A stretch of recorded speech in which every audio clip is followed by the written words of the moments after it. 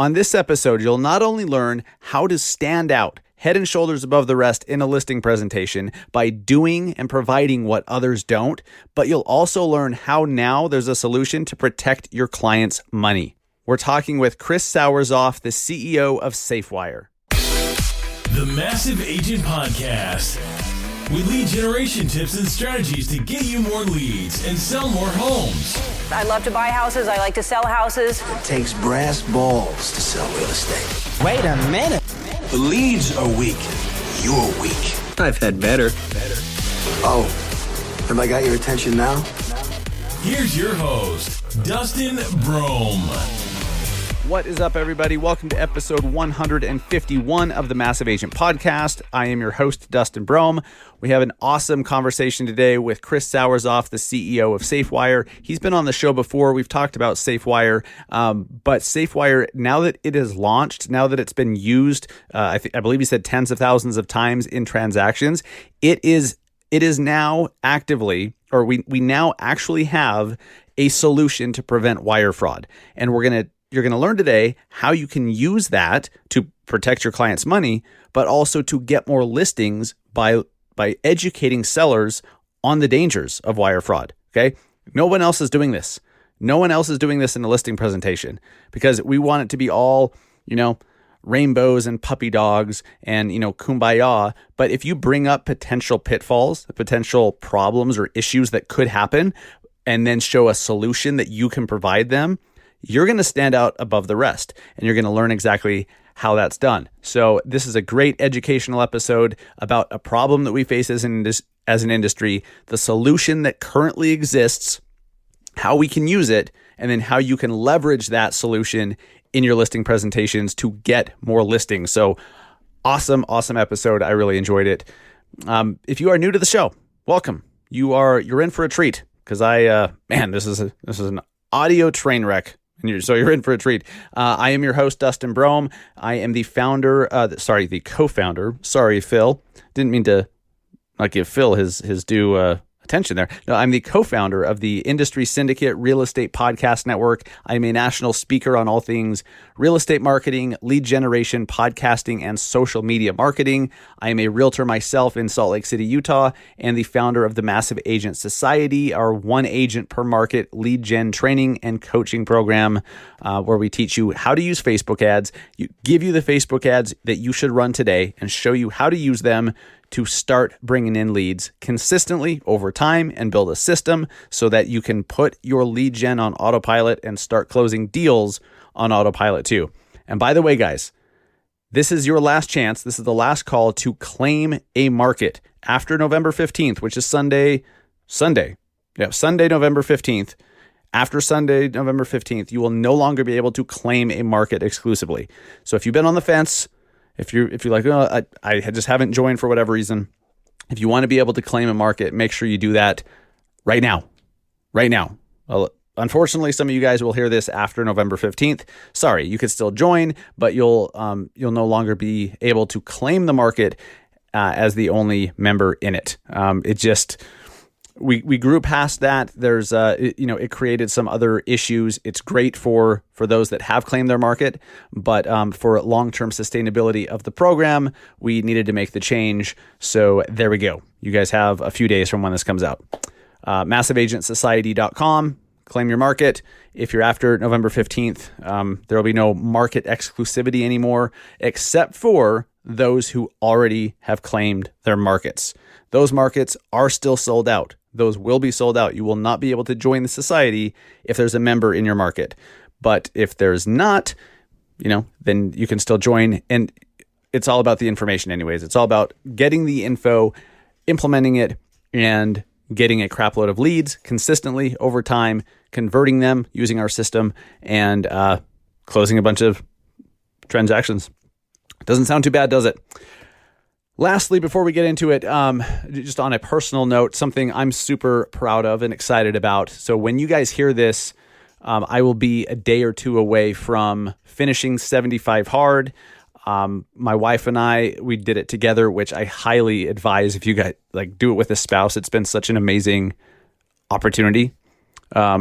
to do it with my spouse. It made it so much easier and more enjoyable when we're both holding each other accountable. And, it's hard when one person's trying to be healthy and exercise and eat really well and the other isn't. And usually it was me who was not, not the best at supporting my wife and what she was trying to do. When you're both on the same page, it makes things so much easier and more enjoyable. So that's been great. I've lost a bunch of weight. I didn't set out to lose weight. I set out to just get in better shape, but I've burned a shitload of body fat. I'll post some before and after photos. It's crazy. I weigh less than, I don't think I've weighed this little since I was like 20. Okay. When I came out of high school, I was weighing like 145, 150. I went up to almost 200 at one point, and now I'm down into the mid 160s, and it's just like I'm losing body fat like crazy. Feel amazing, so much more energy, natural energy.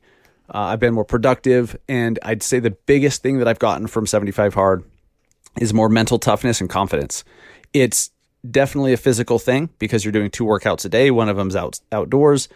And there's nutrition involved, of course, but just sticking with it every single day for 75 straight days and doing all the stuff, reading 10 pages and all of that, it builds character. It builds your that muscle in your head. It really does. So I underestimated how much more confident I would become by doing this program. If you guys, even if you don't know what it is, but if you guys have heard of 75 Hard, I cannot recommend it enough. It's been incredible, but this is not the end for me. This is the beginning for me. This is the beginning for my wife and I. We've now created new habits. We've created a new lifestyle. We've created a new way to live that's sustainable long term. And no, I'm not going to do 2 workouts a day every day, forever. But certain habits we've picked up are now habits forever. And so could not be more excited. I'm just proud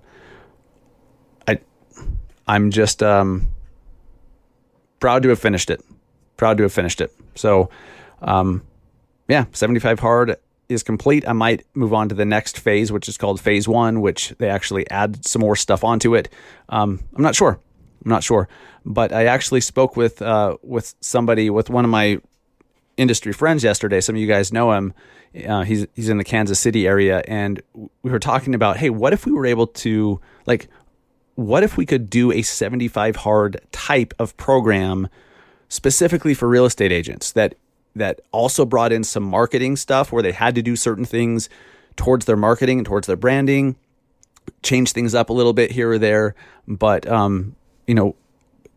we're working on a cool idea. I don't know if it's worth pursuing, but there's some serious potential there, because I cannot tell you not just the physical transformation that I've seen over the last 2.5 months, but the mental one too. So if you guys have thought about doing 75 Hard, or maybe you started and didn't finish for whatever reason, get back on the horse, try it again, and just stick to it and decide that you will not stop. It's an amazing feeling at the end. So 75 Hard is complete, or it will be when you hear this. So, all right, guys, let's jump into this interview with Chris Sauerzopf, the CEO of Safewire. Really, this was an awesome episode. I'm just so curious about everything, and I love his passion for solving the problem of people getting their down payment stolen, their earnest money stolen, the proceeds from their sales stolen. Chris has a real passion for solving this, and he's built the platform to do it through technology. It's absolutely incredible. So let's hear from Chris Sauerzopf, the CEO of Safewire. What's up, guys? I'm here with Chris Sauerzopf, the CEO of Safewire, one of my favorite companies in our industry right now, just because of the impact that I think they can really have in solving problems not just for us as real estate pros, but for consumers in a very big way. And that's wire fraud, and that's stolen funds. And, if we can't have integrity in our transactions, we can't have transactions. We can't have nice things. So Safewire is, I think they're doing some really, really cool stuff to completely eliminate any chance of wire fraud for those that are using the platform. So Chris, welcome back onto the Massive Agent podcast for the second time. How's it going? Great, Dustin. I appreciate you having me. Absolutely. Well, since you were here last, some things have changed. You guys have launched your platform, and it's being adopted, it's being used. It looks really freaking cool. And so I want to obviously hear more about Safewire and how it works and what agents need to know, and what they need to be communicating to their clients. But there's also this, like, why Safewire even exists. Why don't we start there for a second? Why did you create Safewire? What's the problem to begin with? Well, yeah. So great question. I'll tell you the honest reason why we started Safewire is because this problem scares the crap out of me. I'm a title company owner. I've been in this space over 11 years, and this happened to someone who messaged me back in 2016, who had just lost his entire life savings to a real estate wire fraud case. And it scared the crap out of me to think that one of our people could be having a bad day and send hundreds of thousands of dollars to the wrong place, and our business could be over. And so it really took me down this path of figuring out what's actually happening, who's doing it, and how do we stop it? Right. Yeah. When you really think about the problem and how, and it doesn't usually happen after everyone thinks it's over. We think we've already scored the touchdown. We're in the end zone, transaction's over, sale is closed. Isn't that really when this happens? Well, when the guard's down? Here's what's scary is that it can literally happen anytime within the transaction. So from the time a property is listed for sale, think about what happens.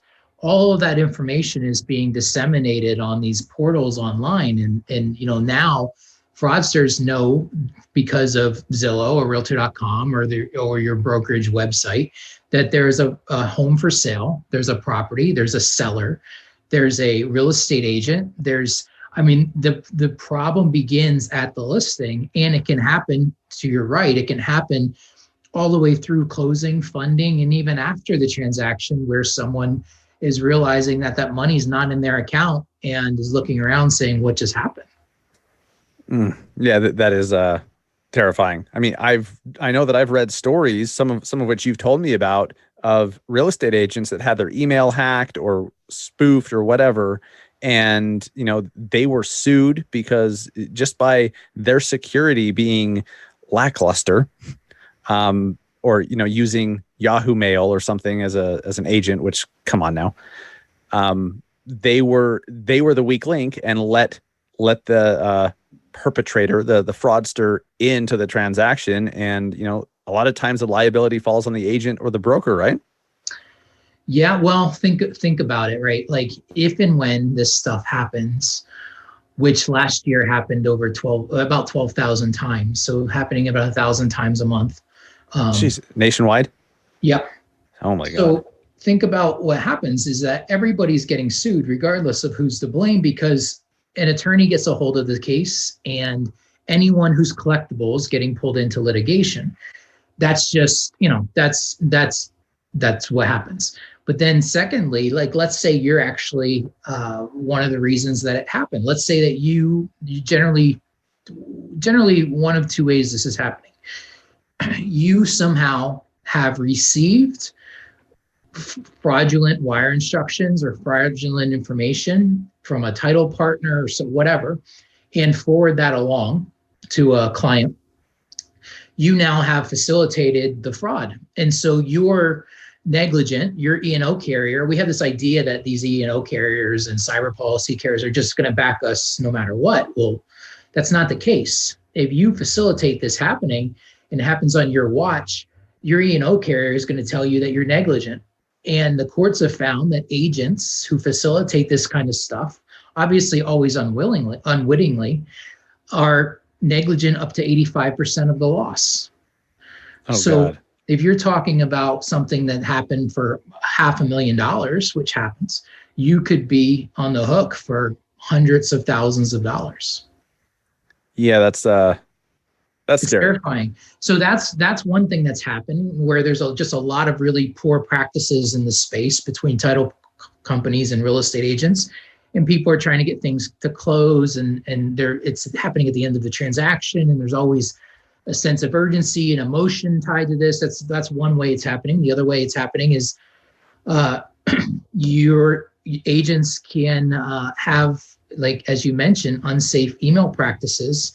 And if they're successfully phished, I guess our industry, from title companies, agents, brokers, mortgage professionals, we're all a target currently. We're being targeted by a sophisticated group of international criminals, primarily based out of Western Africa, that are working now with partners in India and Pakistan who do these phishing scams on us. So they're trying to get your email address and your password. And if they can get your email address and your passwords for, say, Netflix, your Netflix account, or your Apple ID account, or whatever, then there's a chance that you're using that to actually get into your real email account. And once they're in that agent's real email account, they just watch. They wait and they watch, and they're just trying to see who the players are. They're trying to see who your title partner is. They're trying to see who your clients are. And then they go in. And so this is, anyone that's listening to this is something you can do in addition to making sure that you have a strong password that's only used for that email account, and to have multi-factor authentication turned on your email. In addition to those two things, you should check your settings in your email forwarding. So what they do is they go into your email forwarding. Every email account has forwarding settings. And so what I can do is, if I was in your email account, I can go in, I can see that, all right, you're working with Chris at World Class Title on this transaction. I'm going to set up a forwarding rule in your email that any email that comes from @worldclasstitle.com, that domain, I'm going to mark it as read, and I'm going to move it into an RSS feeds folder that you're never going to look at. So you're never going to see the emails coming from your title company unless they want you to see the email coming from your title company. And I'm going to do the same thing with your clients, let's say you're representing the buyers. Any email that comes in from your buyer, I'm going to do the same thing. I'm going to mark it as read. I'm going to move it into a folder you're not going to see. And then I, as Dustin, pretending I'm you, I'm going to be the one communicating back and forth with both parties, facilitating the information that I want to be sent and received, sending wrong wire instructions, sending fraudulent closing disclosures, all kinds of stuff. So these are not just idiots. These are not dopes. They're sophisticated. They know what they're doing. Yeah, well, I think there's like a general sense that, so the folks behind this are the same folks that have been behind these email scams for the last 20, 25 years, where, you have a long distance cousin or relative, uncle in Africa that has $1 million of your money, that you send them 5,000, they'll send you $1 million. Like, it's the same people, but now they're working with groups in other parts of the world to do the technology with the phishing scams. So they're becoming more and more sophisticated. There's still red flags, like there's still ways to catch some of these things that don't seem right or sound right, but they're getting better, and they're getting better, and they're getting better. And did you say that there's 1,200 of these happening a month, or 12,000? There were 12,000 last year. Last year, okay. Last year, over $221 million reported to the FBI. There's more than that. That's only what gets reported. But right now with COVID, it will be worse, because the phishing attempts since March are up 350%, according to PC Magazine. So anytime there's a natural disaster, fraud always goes up. But now you have a global disaster where everybody just can't do anything other than sit around on their computers. And so these attempts have gone up. And my guess is we'll see that successful fraud has gone up next year too. Crazy. I've heard that since COVID happened and everyone's online much more than they were before. Sex trafficking's gone up, child trafficking, all the worst stuff ever that was happening online is just like gas was poured on it. And And so that doesn't surprise me at all. Is there data on like where is the majority of the wire fraud in a real estate transaction coming from? Like, or what's, how is it getting in? Or is there a certain part of the transaction that it happens in most? You want to talk about that? Well, I haven't seen any breakdown of like what percentage is happening, at which part of the transaction. What it seems like is when the problem began, a lot of the focus and emphasis was on the title company. And title companies have gotten better. Now, it doesn't mean it still doesn't happen, but title companies have gotten better at securing their part of the transaction, though I still see a lot of unsecured wire instructions going around from title companies. I still see, I just saw a week ago, a title company had just sent the seller proceeds to a fake account. So it still is happening, but it's not as rampant on that end. What we're seeing a lot now is buyers being really vulnerable because they're just, it's not their fault. They're just ignorant to the process. They don't know, who's going to be sending them what at any time. And so that's something that seems to be happening more and more. I mean, even Barbara Corcoran got hit earlier this year for almost $400,000, so like, whoa. Arguably the most well-known real estate agent in the business got hit for $400K earlier this year. If it can get her, it can get anyone. And I think generally, this is what I found, Dustin, recently. I've been thinking a lot about this as like, how do you get people who have never been in a car accident to wear seatbelts? Right? Like when we were growing up as kids on the TV commercials, you had the crash test dummies. Remember those commercials? Like they were trying to inject in people this sense of urgency or the sense of importance to be safe and secured in a car. And now, they changed the laws and you can't get in a car without putting your seatbelt on anymore. But we're trying to have those same conversations with this problem, because how can I convince you as an agent this has never happened to you and you don't know anybody it's happened to? How can I convince you that it's real and that you and your clients are vulnerable to this? Right. That's a good point. And, I think that this is just human nature, and I forget what it's called, but I think it's normalcy bias, like because it hasn't happened to us, we're like, well, it's not going to, that happens to other people, chances are it won't happen to me because it hasn't. And so we just keep doing what we've always done. And, man, it's scary because a real estate agent or a brokerage or a title company or a mortgage company or whoever in the transaction, if they are held liable for negligence, I mean, they could be out of business, and, the right person shaming them on social media in some viral post that, 500,000 people share ruins their name forever. It's devastating. It's devastating. Yeah. It's devastating to them professionally, but it's also devastating personally. Like it really is unnerving when these things happen. And I get it. Like I don't really want to be sitting here talking about this today. Like I'd much rather be talking about how we grow our businesses together, create better consumer experiences. Like I don't want to be talking about the fact that we're vulnerable to having our careers disappear like that with one mistake. But, the reality is it's here and it's real. I had a conversation with an agent who I've known a long time. I've known over 10 years. And when I had my license with this agent. She's a great agent. Like when I think about really good real estate agents, I think of her. She's really solid. But she's also one of those agents that has the, at AOL.com account. She doesn't necessarily take a lot of precaution in the technology she's using and how she's doing some things. And I talked to her and she said, I don't know anybody this has happened to. This hasn't happened to me. I'm really not worried about it. Why do you care so much about this? And it's a great question. Like that's what we're up against. And I said to her, it's a great question. The reason that I'm so passionate about this is because it scares the hell out of me.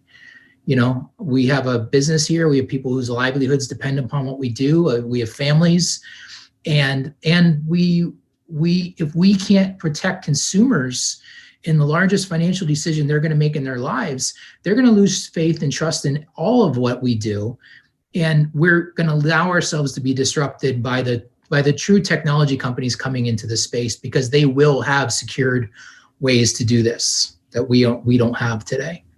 Absolutely. That's the advantage that Silicon Valley and Wall Street have when they're not industry insiders, is they can look at a problem and think of, okay, here's how we should solve it, rather than, well, here's how it's always been done. Right.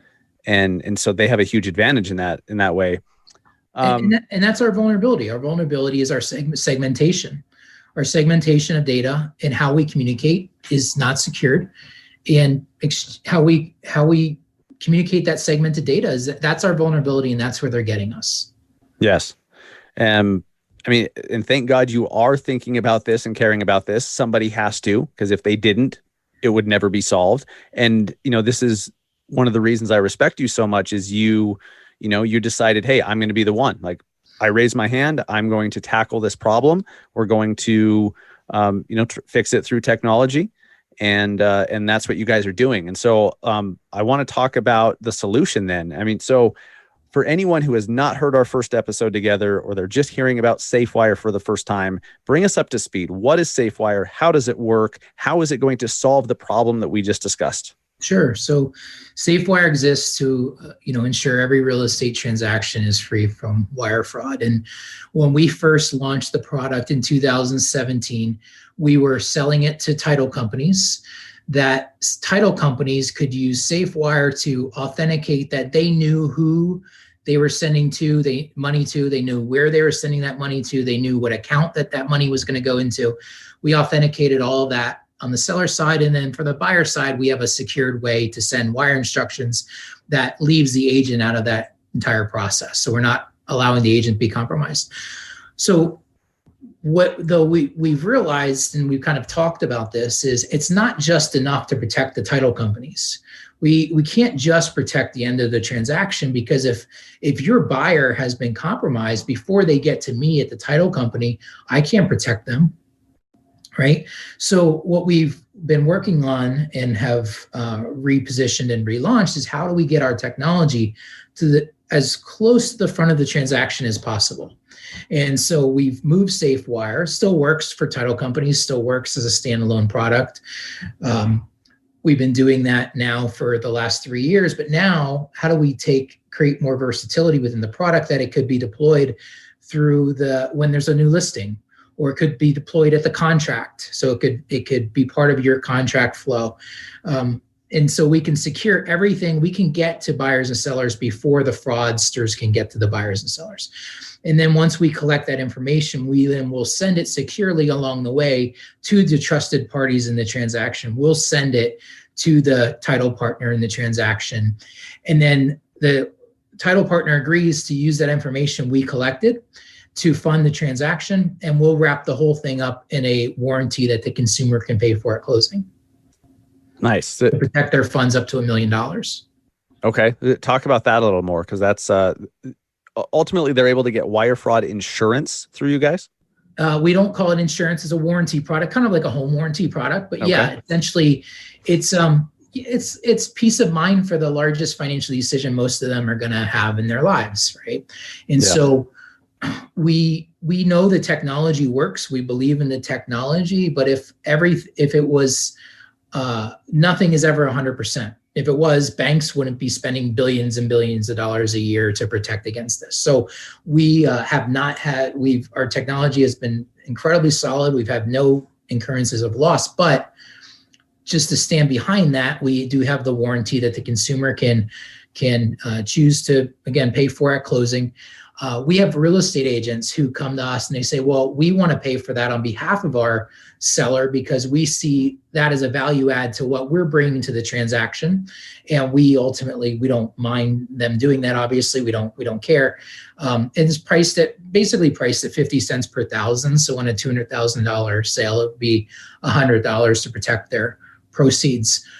For buyers, It's a little different what we're doing with buyers, where buyers, we're extending that offering to when we do earnest money. So if a buyer comes in and we can protect their earnest money transaction and do all of that with the technology to keep that safe, then we can extend that coverage to the buyer, and that's how we're doing that.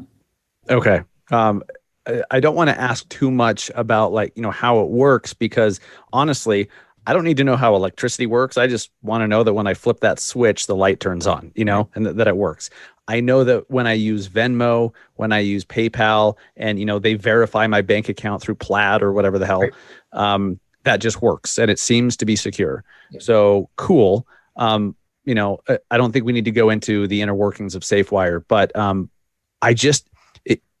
is there anything else out there like this? Educate me a little bit on how unique this solution is, because first off, I've never actually heard anybody at any major level at all talk about wire fraud in any meaningful way, let alone tackle a solution. Are there competitors? Is this the only solution out there? Well, so one of the reasons why the market is relatively new is because it's new. I mean, the problem has really only cropped up the last 4 or 5 years. So it is a fairly new problem to the industry. There are competitors out there. There are some folks in the space, but what I found is that our competitors are making the same mistake that we made when we first rolled the product out. And it wasn't really a mistake at the time. It just is where the problem lied. And now the problem is different. It's evolved. Most of the people that are in the space are really only protecting their segment of the transaction. So title companies are protecting there's products for title companies. There's product for mortgage companies. There's really not much for brokerages and agents. So I see the opportunity to be able to offer a solution across the segmentation. So Safewire can be used from the beginning all the way through to the end. And that's really the opportunity. It's not just enough for me to say, well, we're just going to protect title companies. Well, right. Great. But now we've left the whole front part of the transaction vulnerable. We've left all of these buyers vulnerable. It's just not good enough. And so but it's hard. And so that's one of the challenges is, and how we've repositioned the product the last 8 months is moving it to this space. I don't know how many folks are going to be able to do that. I ultimately see what we're doing as a way for the traditional real estate industry to move to a more secured tool that they can use to continue to be relevant. And I don't mean it in a harsh way. I just mean it when I look at companies like Opendoor, for example, who's moving into this discount brokerage model along with iBuying, but they're also becoming their own brokerage. They're building out secured platforms from search all the way through to searching for homes, to making offers with their agents, to working with their mortgage product, working with their title product. And they're building all the technology to be streamlined in one ecosystem that's secured. It's just secured because they're building the whole technology stack from start to finish. So that is what the industry is going to be competing against, right? That's what you at EXP, me at World Class Title, that's what we're competing against as a traditional real estate industry, is how do the communications, how do we make those more secure? When I'm working with you, our consumers know that process is going to be completely safe and secured from the listing all the way through to the closing. And so the way I see it is, I think that the industry is going to have to move towards some type of technology like this that can be customizable to all of our different processes. But ultimately, it all has to work together in a way that's going to have to compete against these new players coming on the scene. I'm glad you mentioned that for perspective, because you're right. And we don't think about that much. We just look at, Opendoor or Zillow or whoever, they're trying to put us out of business. Well, how? What does that look like? And you just described what potentially that looks like, is they're just creating their own end-to-end ecosystem for a transaction. And yeah, they can, when they're creating that ecosystem, they can do it in a safe, secure way.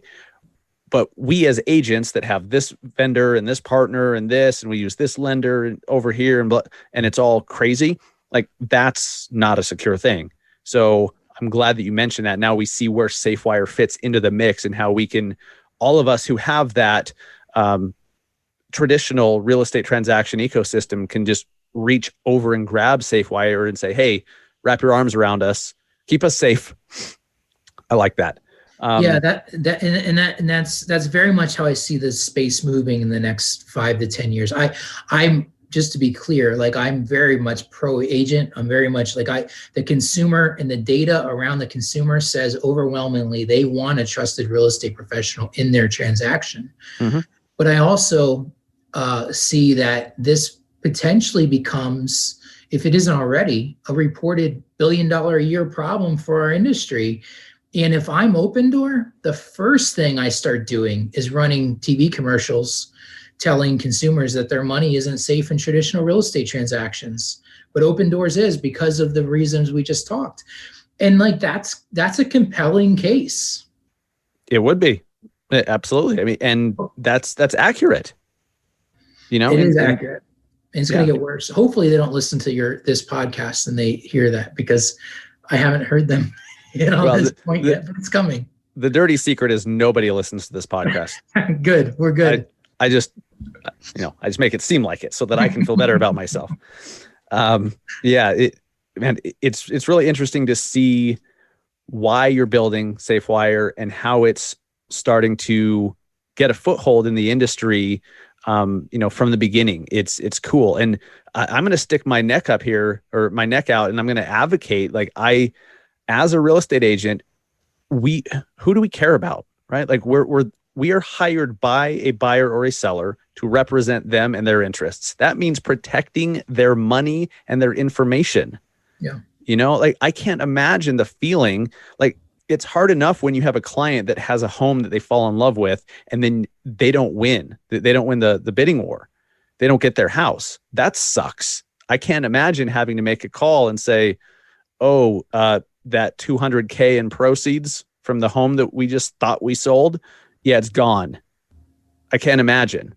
So this is so beyond needed.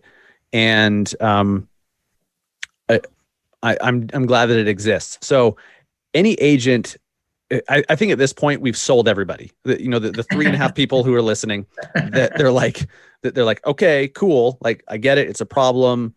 Safewire sounds cool. How do they then get it? How can an agent or anybody listening, how can they use Safewire to make sure that their transactions are safe if they want to pay for it themselves? And I think that's genius, just the way a listing agent may cover staging, or we pay for a home warranty. And let me say this too. How many agents tack on bullshit transaction fees that are only there to reduce their own fees? But you won't pay $100 or $200 to, assure transactions free from wire fraud for your clients, which means more business for you in the long run, create better reviews. It just takes a different way of looking at it. Home warranties are just seen as got to have them. Transaction fees, sure, that's just part of the process. So sign here, and then I don't have to pay $300 more in fees.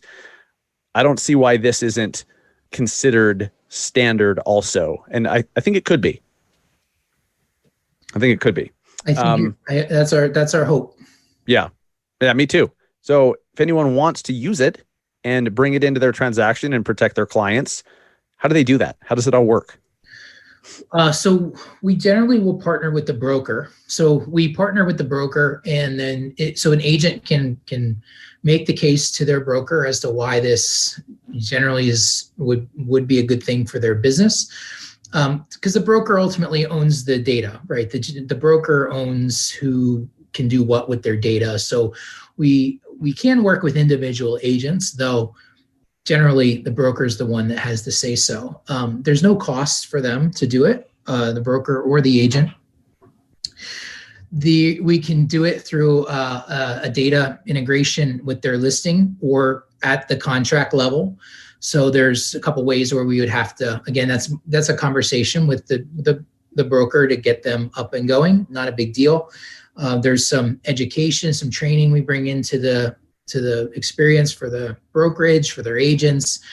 what the experience looks like. The good news is it's really simple for the consumer. It only takes 2 to 3 minutes for a seller and less than that for a buyer. So the experience in of itself is we've really locked that in well. Nice. And the thing that slows it down a little bit from the brokerage side is we have to have these conversations with their title partners.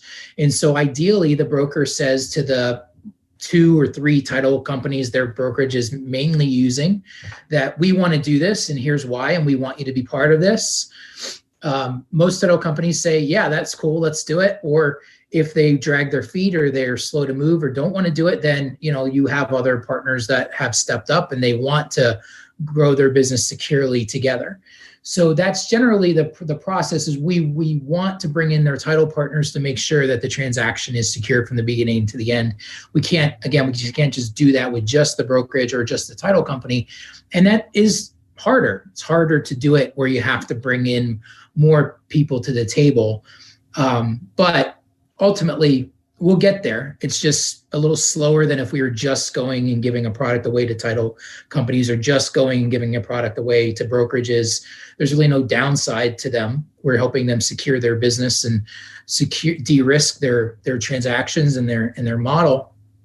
And we, just in full transparency, we make our money through the optional warranty. And the warranty is optional for the consumer, but about 60% of them do choose it because they want that peace of mind. Interesting. Okay, cool. So Safewire is free to use.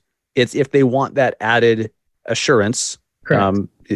That's where there is a cost. Yep. That's cool. And it's also, I think that's a great thing that as far as the clients are concerned, as far as the consumer is concerned, it's easy for them to use. They don't see all the, having to set it up with the broker and communicate with the title company and integrate it into the system. They don't see that. If it's easy for them, that's great. That makes it easy for us as agents to recommend it to them. It's like, here, go here, click this, bing, bing, boom, right? Yeah, we try to, the best way to introduce it for the agent to the consumer is at the listing presentation. So we have a disclosure that goes into the listing presentation that basically says wire fraud is real. It's a problem. Safewire is our solution. And we have the seller can acknowledge whether or not they want to do it. If they don't want to do it, then the broker at least has some more documentation that says, our agent or our seller declined the additional protection. So if there is a loss that happens, the broker has one more piece of protection that they've had this disclosure in the packet. But for the agent, it's a way to have this conversation that says we're really forward thinking around this problem. We really are making sure that we're taking your transaction and its security incredibly seriously. And this is what we're doing. Because the last thing we want is for the consumer to get an invitation from Safewire and them call their real estate agent up and say, hey, is this fraud? We want them to have that conversation at the listing appointment. And so the agent knows. And once the agent has been through that experience once or twice, they get it. It's a value add to what they're doing. Listing agents should absolutely want to bring this up in a listing presentation, because what are we doing in listing presentations? We're showing the seller why we're the best choice for them and their needs and how that works and what we offer them, what we can do for them. And so if you show them, hey, here's a potential issue. So first off, you're educating. Here's an issue. Here's what the issue looks like. And here's our solution. Here's what we do about it. It's super freaking easy for you. Bing, bang, boom. Now they're going to look at you and be like, wow, the other 3 agents that we interviewed didn't even mention this issue. Why didn't they mention this issue? What the hell? Right. So now you stand out as someone who's really looking out for their best interest, because you brought up a potential negative, a potential problem, but you had a solution. And I love this. I think, Chris, I'm a marketing guy. Like, I just think about marketing and, how to best present ourselves with clients. Just by doing this, I think that can help agents close a lot more listings. Agreed. And generally, Dustin, they're all mentioning, like, the brokerages generally as a policy all have wire fraud disclosures. Like, they all say wire fraud is this problem. Don't do anything dumb. Like, here it is. But it's just a disclosure. It's like, here, this is a problem. We don't have a solution, but here's a problem. Yeah. Yeah. That's right. Interesting. But they're having the conversations. They just don't have the solution. Yes.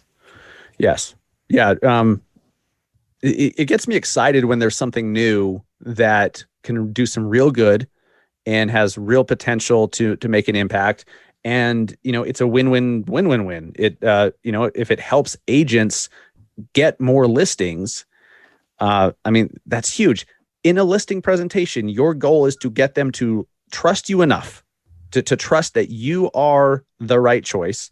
And this is a great additional thing to add into your listing presentation to say, here's what we'll do for you. If you list with me in my company, here's what we're going to do.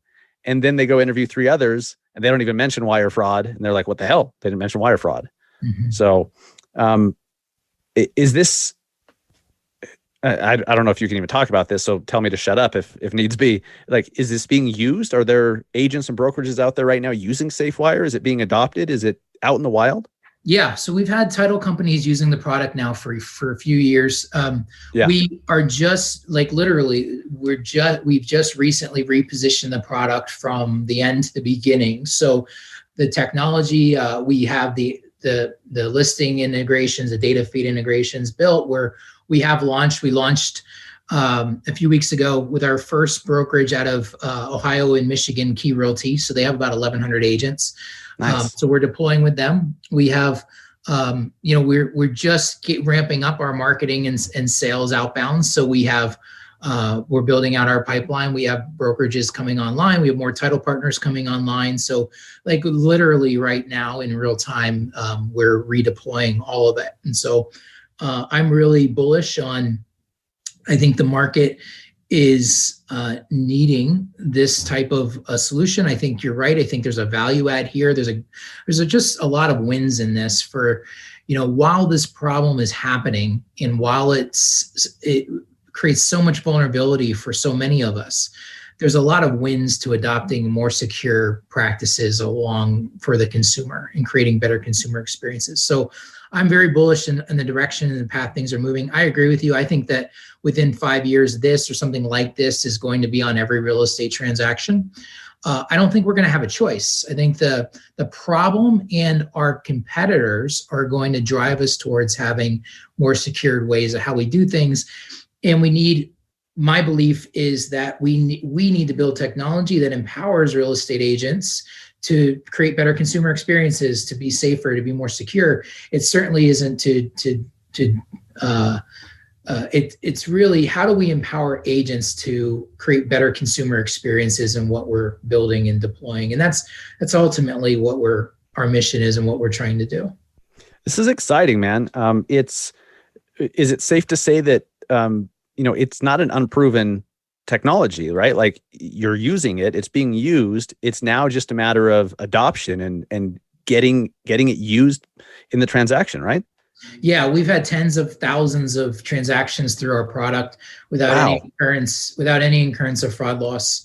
Wow. Okay. We feel really, really good about the product and the technology and the process.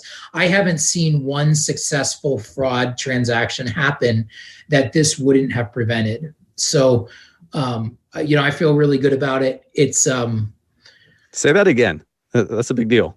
I haven't seen, so of all the fraud, and we see a new fraud case every week or that we read about, that I'm reading about online or reading about somewhere. And I have yet to see one that's happened that this wouldn't have prevented. Wow. That's cool, man. When you and I had lunch together at Inman Connect in New York, I think January 2018-ish. Yeah. This was before Safewire, but I remember, you talking about the problem that we face as an industry. It dominated the conversation and you had some real passion for it. And so it's cool to see fast forward that you've actually done something about it. You've actually, you've devoted your life to it. And that's cool. So, congrats on that. I'm really excited to see what Safewire does. I could not be a bigger fan. I've seen a little bit of the mobile app or the mobile version of, how a consumer actually uses it, and it's super fast and slick. So, I wish you the best. I think this is needed. Well, I appreciate you. And, Yeah, it's again, I'd rather not have Right. passionate about this problem, but Right. I generally think that, I really, if we can't keep consumers safe, who will, right? And I think, really at the end of the day, what we're talking about is this problem exists because we're now all connected through the internet. And like it or not, this is the reality. And, we're dealing with global financial inequality in a lot of cases, and people find ways to take what they don't have. And that's what ultimately we're up against. And, it's a really complicated, complex problem. I don't see us getting away from it anytime soon. I do think it will get worse before it gets better. And ultimately, I just want to keep consumers, and I want to keep the good people in this business doing what they love to do. And that's what we're trying to make happen. Yeah. And I agree. I do not think it's going to just magically get better. I mean, just changing your email signature, that's nice, but that's not like, most people don't read email signatures. You know what I mean? And if it's worked 12,000 times over the last year just in our country, that means it's working. And so that's going to attract more of these fraudsters. They're like, hey, there's huge money there, so let's do more of it. Yeah. I agree, man. So thanks for coming on, talking about Safewire. Thanks for building Safewire. Let's wrap it up with the action steps here. So anyone listening, they're like, God damn it, I need my sellers, I need my buyers to use Safewire. What do they do? So safewire.com, they can reach out to me directly, chris@safewire.com. If we can have a conversation with that agent, with the broker, get you up and going, and we'd love to have the opportunity. Awesome. Chris, nice work, my friend. Thanks for coming on the show. Yeah, thanks so much. Absolutely. All right, guys. Look, do the work to get Safewire on board with your broker. Okay, introduce your broker to Safewire. Okay, so that's what you need to do. If you guys want to use Safewire, if you want to have access to it, because it's because of our complex real estate transactions, it's not as easy as like going to sign up for LifeLock, right? Where you just do it on the website and boom. It's not that simple yet.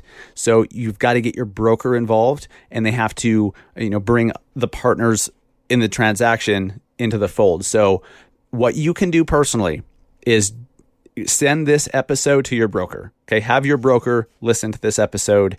The broker owner, your broker, whoever is leading you at your brokerage, run this thing up the flagpole, send them this episode, let them hear what Safewire does, send them to Safewire's website, and try to get the ball rolling, because this is it. I believe this is the solution to finally put an end to wire fraud, which is absolutely devastating, not just for those who lose their money, but for the agents, title people, lenders, other vendors in the transaction who, through negligence or just laziness, I guess, unwittingly cause this stuff to happen, and then they become liable and their careers are in jeopardy because of it. So let's put an end to it, guys. The solution exists. We just have to get Safewire adopted. Guys, thank you so much for listening. I appreciate it. Make sure you go over to massiveagentsociety.com, claim your market by the 15th. If it's past the 15th, you can still join and everything. You still get access to all the good stuff. And also our brand new Massive Agent Daily app on the Social Coach platform, our social media, what to post on social app. That is available now. Go to massiveagentdaily.com to see how that works. We're super excited about that. We keep getting I keep getting messages from people using it, and they're like, holy crap, I've never had this many comments before, ever. That's a general consensus. They're like, wow, I had no idea that posting that stupid thing would get me this many comments and this many people talking to me again. That was the whole point, guys. If you start posting the right things on social media, guess what? People start to see you in their news feeds again, and then they start to remember you when they need to buy or sell. Amazing things happen when you just do the right things on social media. You can do it yourself, or we'll tell you what to do. Make it easy. Take all the guesswork out. Stop worrying about what to post. Stop taking so much time trying to figure it out. We'll tell you. We'll send you a notification every day and say, here, post this. But you need the Massive Agent Daily app MassiveAgentDaily.com. Thank you guys so much. Go sell some homes, go close some loans. Have a great freaking weekend. I'll see you guys next week.